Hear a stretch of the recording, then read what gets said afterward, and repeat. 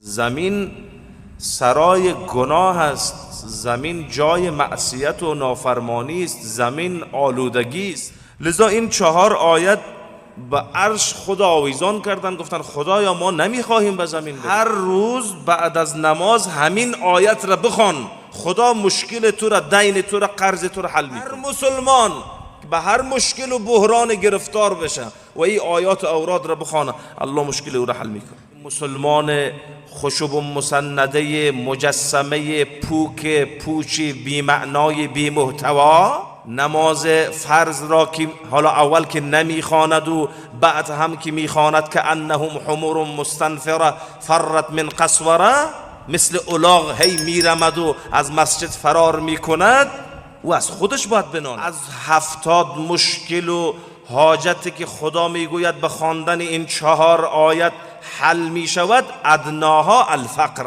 المغفره، کوچکترینش آمرزش گناه.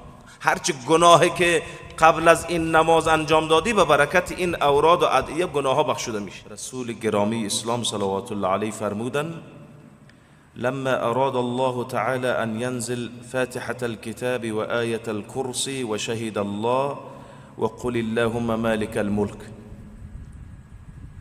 4 آیت در قرآن کریم وجود داره، بسیار از آیات دارای فضیلت و فلسفه و حکمت بس بالا. یک روز همراه رسول الله صلوات الله علیه از خانه بیرون آمدن، تصمیم گرفتن که نماز جمعه را بخوانن. میگن رسول الله پشت سر دیدن که معاذ نیست، با رسول الله یک جا بر آمدن، رسول الله میبینن معاذ نیست. معاذ کجا شد؟ خب بعد که نماز جمعه تمام شد، حضرت رسول خدا صلوات الله علیه از معاذ ابن جبل بعد که پیدا شد پرسیدن، گفتن معاذ کجا شدید شما؟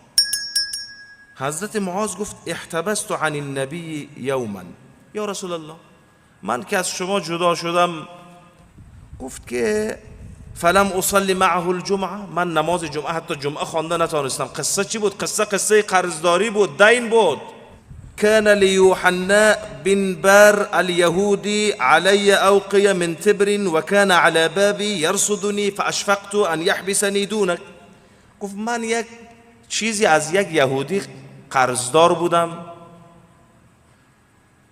گفت که این کان لیوحنا ابن باریه الیهودی علی اوقیه من تبر، گفت من یک کمی قرضدار بودم از یک یهودی، و کان علی بابی یرصدنی، این یهودی روز جمعه آمده بود به دروازه ما بستری خود انداخته بود، گفت که کی معاذ بیرون شود تا قرض خود ازی بگیرم.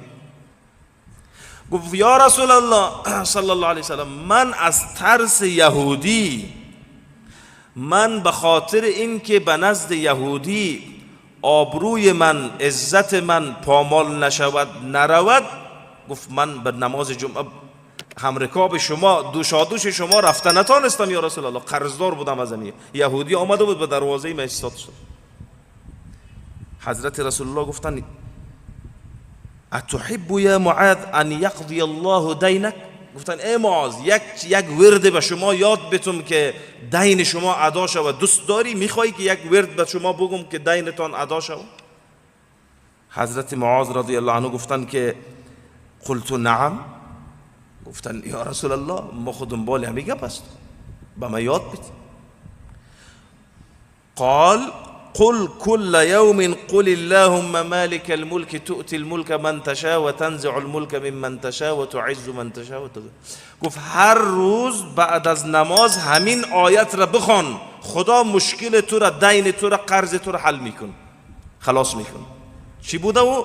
قل اللهم مالك الملك، خدایا تو شهنشاهی، پادشاه پادشاهانی، تؤتی الملک من تشاء، به هر کس که بخواهی پادشاهی میدهی، و تعز من تشاء، عزت میدهی، و تذل من تشاء، ذلت میدهی، بیدک الخیر، همه خوبی ها به دست توست. هر روز بعد از نماز بخوان. در یک روایت دیگری عطاء خراسانی رحمت الله علیه نقل میکنن که حضرت معاذ بن جبل ایتو گفتن علمني رسول الله صلى الله عليه وسلم آيات من القرآن او کلمات ما في الارض مسلم يدعو بهن وهو مكروب او غارم او ذو دين الا قضى الله عنه وفرج همه. رسول من خدا، حبیب خدا، خلیل و دوست من به من چند کلمه و آیت را یاد دادن که هر مسلمان به هر مشکل و بحران گرفتار بشه و این آیات و اوراد را بخوانه، الله مشکل او را حل میکنه.